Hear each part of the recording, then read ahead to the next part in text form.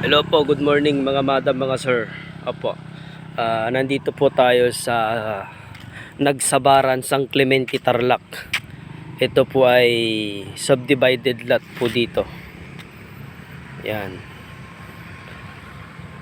Yan, along the road po ito. Ang kagandahan po nito, hulugang lupa po siya, hulugang 18 months to pay. Ito po. Ang down po dito ay 50,000 minimum down. Tapos yung remaining balance po 18 months to pay na siya. Kagandahan po dito, ito po yung right of way, medyo malapad po siya. 5 meters right of way. Tapos ito pong mga mangga dito sir, mga madam, free na po yan. Kung ilan po yung pumasok sa lote ninyo, kunyari 500 square meter po yung kinuha nyo at may pumasok na mangga, kung ilan po yon, free na po yon. Tapos nag free na rin po sila ng tambak. Ito po, tinambakan po dito yung mga malalalim na portion, tinambakan po yan, free po yan. Ayan po yung tulay ng Nagsabaran papuntang bayan ng San Clemente. Mga 3 minutes, 2 minutes nandun ka na sa bayan, pwede mo siyang lakarin. Ito po papuntang Kasipo, Balyok. Yan po yung road. Ito po naman po, ito yung road ng subdivided lot natin. Cemented po siya.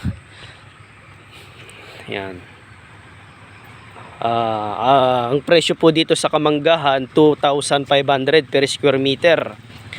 Installment po siya. All in na po yon sa 2,500.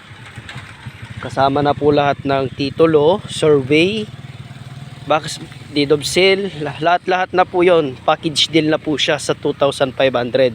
Wala na po kayong problemahin na pangpaayos sa titulo dahil sagot na po lahat dito. Pag cash naman po, pag kinuha nyo siya ng cash 2,000, may discount po siya na pag cash. 2,000 lang po siya pag cash. Tapos dito naman po sa kabila, sa may rice land, mas mura po dito. Yan po, yung mga natambakan na, yung mga malalalim natambakan na po. Dito naman po tayo sa rice land. Part din po ito ng subdivided lot. Yan. So mga nagnanais po na makakuha ng lote na walang pang cash po, dito po yung hinahanap natin. Installment po siya, 18 months po to pay. Ito po naman po yung rice land. Ayan po yung mga may flag. Yan po boundary, may mga muon na po yan. Nahati-hati na po to, kaya may mga muon-muon na siya. Ayan. Tapos mayroon po tayo natatanaw na bundok dito, bundok ng Maasin, bundok ng Duweg. Ayan po, overlooking po tayo dito.